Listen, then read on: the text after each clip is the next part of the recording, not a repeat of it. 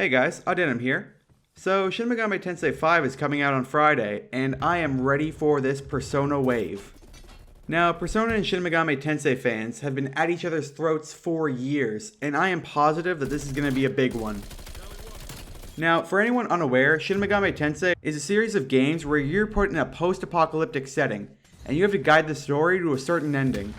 Now, usually the endings are law, chaos, or neutral. It's kind of got a Pokemon-like gameplay where you capture demons and use them in battles. However, unlike in Pokemon, you're also part of these fights, and if you die, it's all over. And did I mention that it's hard? Yeah, it's hard. In Shin Megami Tensei 3, the tutorial is difficult enough if you're playing on hard mode that you just keep getting wiped out. Now, they started getting easier with EXP farming DLC and easy modes, but if you're playing one of these games, then you're still usually in for a challenge.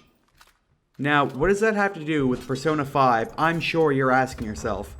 Well, if you have no knowledge of the games, Persona is a spin-off of the SMT franchise that has outperformed the original series in both sales and popularity. So, what's the big deal with SMT 5 coming out on Friday? Odds are if you like Mario games, you probably also like Donkey Kong games. If you like chocolate ice cream, you probably like vanilla too. No. I have never seen two fan bases hate each other like these two do. Persona and Shin Megami Tensei look very similar. Enough for an outsider to think that they're the same thing. And that's why I think Friday is going to have an absolute bloodbath between the fan bases. Persona 5 has one of the most toxic fan bases on the planet.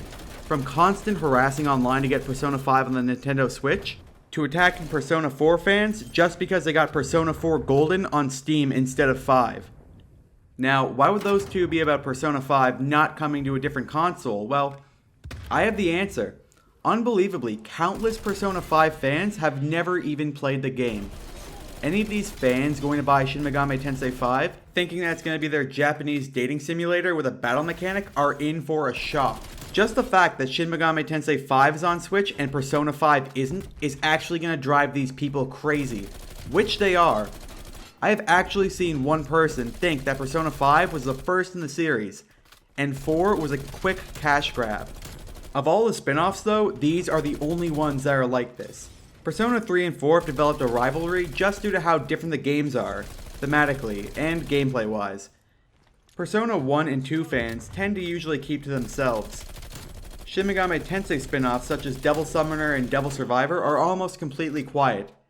Then there are Shin Megami Tensei fans. Now, the mainline games tend to release once a decade, ever since SMT 2. 5 is the first one breaking this down to 8 years, and while the fans are way more patient, the more hardcore ones hate Persona with a passion. There's a reason why "play a real Shin Megami Tensei game" is such a popular phrase in the community. Still though, if you're buying Shin Megami Tensei 5 on Friday, or at any point, I hope that you enjoy it, even if you are a Persona 5 fan and don't get everything that you wanted. If you play it, I'm sure that you're going to have fun, and if it's anything like 4, a story that you're never going to forget. But what do you think? Thanks for watching and I'll see you soon.